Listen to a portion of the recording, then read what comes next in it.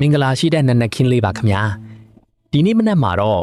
ကျွန်တော်ကိုယ်တိုင်ဖတ်ပြီးသွားတဲ့အထက်ကရင်ထဲမှာတကယ်ကိုအမှတ်တရဖြစ်ကြံရစ်ခဲ့တဲ့စာအုပ်လေးတစ်အုပ်အကြောင်းကို review သုံးသပ်ချက်လေးလုပ်ပေးခြင်းပါတယ်စာအုပ်နာမည်ကတော့စာရေးဆရာမနေမီကျော်ရေးသားထားတဲ့ငါကိုငါတွေ့ရှိခြင်းဆိုတဲ့စာအုပ်လေးပါပဲကျွန်တော်တို့ယောက်ျားလေးတွေဟာဘဝကိုရုန်းကန်တဲ့အခါအလုတ်ခွင်တွေရောက်တဲ့အခါစိတ်သက်ကြတာပင်ပန်းတာတွေကိုအပြင်လူတွေသိအောင်သိပ်ပြီးထုံမပြဖြစ်ကြပါဘူးရင်ထဲမှာပဲကြိတ်ပြီးခံစားတတ်ကြပါတယ်ဒီစာအုပ်ကိုဖတ်နေရင်နဲ့စာမျက်နှာ81မှာပါတဲ့နောက်ဆုံးသတင်းဆိုတဲ့အခန်းလေးကိုရောက်တော့ကျွန်တော်ရင်ထဲမှာတော်တော်လေးငြိမ်သက်သွားရပါတယ်ဆရာမကရေးထားတယ်ကိုမှုနဲ့ကိုနေထိုင်ရင်ကိုနှုံနဲ့ကိုသွားလာရင်ကို depression နဲ့ကိုလောင်မြိုက်ရင်ကိုအားနဲ့ကိုပြန်ထူရတာမျိုးကိုခေါ်တာမဟုတ်လားတဲ့အဲ့ဒီစာသားလေးကအခုခေတ် PR တွေကြားထဲမှာမဟပဲအန်ကျိတ်ရုန်းကန်နေရတဲ့ကျွန်တော်တို့ရဲ့ရင်ဘတ်ကိုအဖန်တရားနဲ့လာပြီးပုတ်နိုးလိုက်တယ်လို့ပါပဲကျွန်တော်တို့တွေဟာစူးစမ်းရလို့မော်ဟိုင်းနေတဲ့အခါစူးစမ်းရင်ဖြစ်ရမယ်ဆိုတဲ့စကားလုံးတွေကပဲတခါတလေ PR တစ်ခုလို့ဖြစ်နေတတ်ပါတယ်ဒါပေမဲ့ဒီစာအုပ်ကတော့မောရင်ခဏနားပါကိုနှုံးနဲ့ကိုသွားနေတာလဲအဆင်ပြေပါတယ်ဆိုပြီးနွေးနွေးထွေးထွေးအားပေးတဲ့စာအုပ်မျိုးဖြစ်ပါတယ်အထူးသဖြင့်အတိတ်ကမကောင်းခဲ့တဲ့ဆက်ဆံရေးတွေအစိတ်တတောက်ဖြစ်စီတဲ့အဝန်းဝိုင်းတွေကနေစိတ်ဒဏ်ရာမရပဲအေးချမ်းချမ်းနဲ့ဘယ်လို move on မလဲဆိုတာကိုဒီစာအုပ်လေးကလမ်းပြပြီးသွားပါတယ်ငါဘက်ကကောင်းခဲ့ရတာနဲ့မကောင်းတာခံစားခဲ့ရရင်နှမျောစရာမရှိဘူးလှဲထွက်ခဲ့လိုက်တော့ဆိုတဲ့ရင့်ကျက်တဲ့အတွေးခေါ်မျိုးကိုရရှိစေပါတယ်ဘဝရဲ့လမ်းပြောင်းနေတယ်လို့ခံစားရတဲ့အခိုက်အတန့်တိုင်းမှာဒီစာအုပ်လေးကိုကောက်ဖတ်လိုက်ရင်မိမိကိုမိမိပြန်လေတွေ့ရှိပြီးစိတ်ခွန်အားတွေတိုးလာမှအသေးချပါပဲခင်ဗျအသက်30ဝန်းကျင်ရောက်လာလို့ဘဝကိုမျှမျှတတတီဆောက်ချင်တဲ့သူတွေစိတ်အေးချမ်းမှုကိုရှာဖွေနေတဲ့သူတွေမဖြစ်မနေဖတ်ရှုသင့်ပါတယ်စာအုပ်ကိုဝယ်ယူခြင်းနဲ့ဆိုရင်တော့ဒီပို့စ်ရဲ့စာသားထဲမှာဈေးနှုန်းနဲ့အသေးစိတ်ကိုရေးပေးထားပါတယ်ရှင်အားလုံးပဲစိတ်အေးချမ်းသာရှိတဲ့နေ့တစ်လေးဖြစ်ပါစေခင်ဗျတငယ်ချင်းတို့ငါတို့အသက်အရွယ်မှာရှေ့ဆက်ဘာလုပ်ရမလဲဆိုပြီးဇဝေဇဝါဖြစ်တာမျောလင်းချက်တွေပျောက်ဆုံးပြီးစိတ်တက်ကြတာမျိုးခဏခဏကြုံဘူးကြတယ်မလားတခါတလေကိုလဲအားမလို့အားမရဖြစ်မိတယ်ဟုတ်တယ်မလားအဲ့ဒီလိုဖြစ်နေတဲ့အချိန်မှာငါကိုတကယ်ပဲလမ်းပြပြီးစိတ်တက်ခွန်အားတွေအပြေးအဝပြန်ပြီးနိုင်ခဲ့တဲ့စာအုပ်တအုပ်နဲ့မိတ်ဆက်ပြီးချင်တယ်အဲ့ဒါကတော့စာရေးဆရာ El Juni ရေးထားတဲ့ဘာပဲလှုပ်ထိတ်တန်းရောက်အောင်လုပ်ဆိုတဲ့စာအုပ်ပဲဖြစ်ပါတယ်စာအုပ်တန်ဖိုးကလည်း9000ကျပ်ပဲမို့လို့ငါတို့လူငယ်တွေအတွက်တကယ်ကိုတန်လွန်းပါတယ်ဒီစာအုပ်ထဲမှာငါအကြိုက်ဆုံးအချက်3ချက်ကိုပြောပြမယ်ပထမတစ်ချက်ကခံစားလွယ်တာနာကျင်ရတာဟာအားနေတာမဟုတ်ဘူးတဲ့ကြာရှုံးရင်လဲနေရကပြန်ထဖို့ပဲလိုတယ်ဆိုတာကိုစာအုပ်ကအယမ်းကိုနွေးနွေးထွေးထွေးနဲ့လမ်းပြပေးထားတယ်ဒုတိယတစ်ချက်ကတော့စီးပွားရေးနဲ့ငွေကြီးအမြင်တွေပဲချမ်းသာတဲ့သူတွေကငွေနောက်ကိုမလိုက်ဘူးဝင်ငွေစီးချောင်းဖြစ်စီမဲ့ပိုင်ဆိုင်မှုတွေကိုပဲယဉ်နှီးမြှုပ်နှံကြတယ်ဆိုတဲ့ The rich don't work for money အယူအဆကငါအတွေးအခေါ်တွေကိုတော်တော်လေးပြောင်းလဲပစ်ခဲ့တယ်ကိုပိုင် brand တစ်ခုတည်ဆောက်ဖို့နဲ့တန်ဖိုးဖန်တီးနိုင်ဖို့ကဘလောက်အရေးကြီးလဲဆိုတာစနစ်တကျရှင်းပြထားတယ်နောက်ဆုံးတစ်ချက်ကတော့ငါတို့တွေအမားလုံးမိတဲ့အခါစင်ကြီးတွေပြီးထွက်ပြေးမယ်အစားမိမိရဲ့အားနည်းချက်ကိုရိုးရိုးသားသားလက်ခံရတဲ့တတ်တည်ရှိရမယ်တဲ့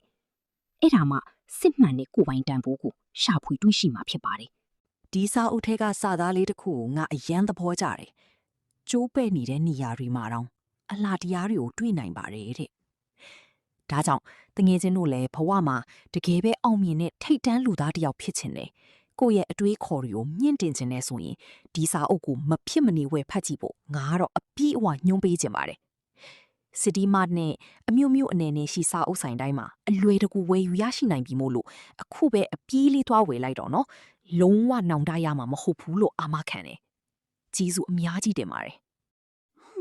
မင်းခံရင်ဒီရက်ပိုင်းအလုပ်တရားလဲအဆင်မပြေလုပ်သမျှအရာရာလဲလွဲချော်တယ်လို့ပဲစိတ်တက်တွေပါကြလာလို့ဘာလို့မှမတော့မသိတော့ဘူး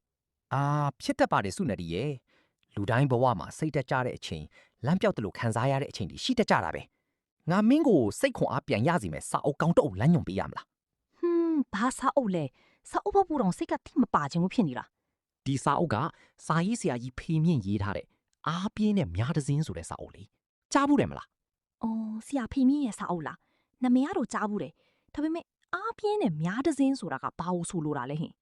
စိတ်ဝင်စားစရာကောင်းတာကအဲ့ဒါပဲဆရာကဘဝမှာအောင်မြင်ခြင်းတဲ့သူတယောက်ကိုအားပြင်းနဲ့များတစ်စင်းနဲ့ဥပမာပေးထားတာများတစ်စင်းကဖြစ်မှတ်ကိုထိမှန်ဖို့ဆိုရင်လေးကျိုးကိုနောက်ဆုံးထိအားကုန်ဆွဲရတယ်လေငါတို့ဘဝမှာလေအခက်အခဲတွေအဟန့်အတားတွေကြုံရတာဟာအရှိန်ယူနေတာနဲ့တူတူပဲ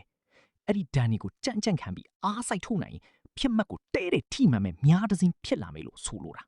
ဟိုဥပမာပေးတာတော်တော်မိုက်တာပဲဒါနဲ့စာအုပ်ထဲမှာဘာအကြောင်းအရာတွေအဓိကပါလဲ စာအုပ်ထဲမှာအခန်းတူလေးတွေအများကြီးပါတယ်အဲ့ဒီထဲကငါအကြိုက်ဆုံးခေါင်းစဉ်တစ်ခုကတချောင်းဒီသောစိတ်တဲ့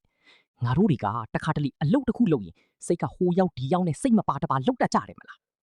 ဟုတ်တယ်အခုငါလည်းအဲ့လိုဖြစ်နေတာ အဲကြောင့်ဆရာကဘာပဲလုပ်လို့စိတ်ကိုစူးစိုက်ပြီးတစ်ခုတည်းကိုပဲအာရုံစိုက်ဖို့ပြောထားတာပြီးတော့ရီမန်းချက်ပန်းနိုင်အကြောင်းလည်းပါတယ်အောင်မြင်တဲ့သူတွေကသူတို့ဘာဖြစ်ချင်လဲဆိုတာကိုတိကျတိကြတယ်တဲ့ပန်းတိုင်မရှိပဲလောက်နေဘယ်တော့မှလူရမရောက်နိုင်ဘူးလေ ဒါပေမဲ့မင်းခန့်ရဲ့ရီမန်းချက်ရှိလဲဂျားထဲမှာအနှောက်အယှက်တွေဝေဖန်တာတွေကြုံရရင်စိတ်ပြတ်မိတာပဲ အဲ့ဒါအတွက်လေဆရာဖြီမင်းကစာအုပ်ထဲမှာလမ်းညွှန်ပေးထားပြီးသားအနှောက်အယှက်အဟန့်အတားများဆိုတဲ့အခန်းမှာဆရာကရေးထားတယ်လောကမှာဘေးအရာမှအလွယ်တကူမရနိုင်ဘူးကြုံလာရတဲ့အခက်အခဲတွေကငါတို့ကိုပို့ပြီးထက်မြက်လာအောင်တွေးပြီးတဲ့ကြောက်တုံးတွေပဲတဲ့ခံနိုင်ရရှိဖို့လိုတာပေါ့ တွေးကြည့်ရင်ဟုတ်တာပဲ နောက်ပြီးငါတို့မှာရှိတတ်တဲ့အကျင့်ဆိုးတစ်ခုကိုလည်းထောက်ပြထားတယ်အဲ့ဒါကတဝက်တစ်ပြက်လှုပ်တတ်တဲ့အကျင့်ပဲ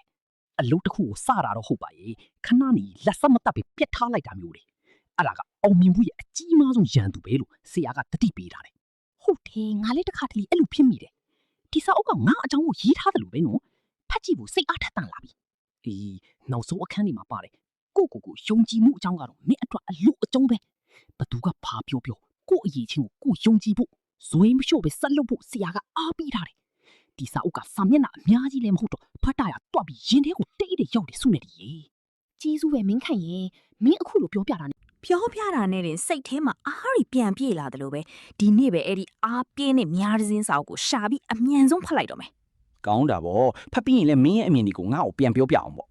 โอเคတေချာပေါ့ပြောပြမှာပေါ့စာအုပ်ကောင်းလမ်းညွှန်ပေးလို့ကျေးဇူးပါတကယ်ချင်း ကောင်းပါပြီစာဖတ်ပြီးစိတ်ခွန်အားတွေအပြည့်နဲ့ရှေ့ဆက်နိုင်ပါစေကွာနေရတကာဟုတ်ကဲ့လိုက်ပြောရင်လူရောစိတ်ရောပင်ပန်းနေပြီလားအာနာလို့ဆိုပြီးစိတ်မပါတဲ့အလုပ်တွေကိုလိုက်လုပ်ပေးမိတယ်သူတို့စိတ်ပြက်သွားမှကြောက်လို့ဆိုပြီးညင်းရမှာကိုဝန်လေးမိတယ်ပြီးရင်တော့ငါဘာလို့လက်ခံလိုက်မိပါလဲဆိုပြီးကိုပြန်အပြစ်တင်ရင်စိတ်ညစ်ရပြန်ရောဒါဟာတင့်အမှားမဟုတ်ပါဘူးကျွန်တော်တို့တွေဟာနိုးလို့ပြောဖို့ကြောက်ရွံ့တတ်ကြလို့ပါဒါပေမဲ့နေရတကာအားနာပြီးလိုက်လုပ်ပေးနေရင်တင့်ရဲ့တန်ဖိုးရှိတဲ့အချိန်တွေနဲ့စိတ်အေးချမ်းမှုတွေပဲဆုံးရှုံးသွားပါလိမ့်မယ်ဒီလိုစိတ်ဖိစီးမှုတွေစိုးရိမ်စိတ်တွေနဲ့ကိုယ်စိတ်ထဲကအတွင်းကပစစ်ပွဲကိုအောင်နိုင်ဖို့ဆိုရင်ကိုယ်စိတ်ကိုအနိုင်ယူပါဆိုတဲ့စာအုပ်လေးကတင့်ကိုလမ်းပြပေးပါလိမ့်မယ်စာရေးဆရာ Darius Flows ရေးသားပြီးညိုထက်အောင်ဘာသာပြန်ဆိုထားတဲ့ဒီစာအုပ်လေးထဲမှာပထမအချက်အနေနဲ့နေရတကာသူများအကြိုက်မလုပ်ဖဲပြက်သားဘလို့ငင်းမလဲဒုတိယအချက်အနေနဲ့ကိုမထိန်ချုပ်နိုင်တဲ့ပြင်ပအရာတွေအတွက်စိတ်မပူပဲကိုစိတ်ကိုဘလို့ထိန်ချောင်းမလဲတတိယအချက်အနေနဲ့နေ့စဉ်ပုံမှန်တိုးတက်မှုလေးတွေနဲ့ဘဝကိုဘလို့ပြောင်းလဲမလဲဆိုတာတွေကိုရိုးရှင်းပြီးလက်တွေ့ကြလမ်းညွှန်ပေးထားပါတယ်လူတိုင်းအကြိုက်လိုက်ဖြစ်စီရင်ကိုဘဝကိုအမောမခံပါနဲ့တော့ကိုစိတ်ကိုပြန်လဲထိန်ချုပ်ပြီးစိတ်အေးချမ်းတဲ့ဘဝတစ်ခုကိုတည်ဆောက်လိုက်ပါစာအုပ်မှာယူလိုပါက inbox တူမဟုတ် comment မှာ message ပို့ပြီးမှာယူနိုင်ပါတယ်ခင်ဗျ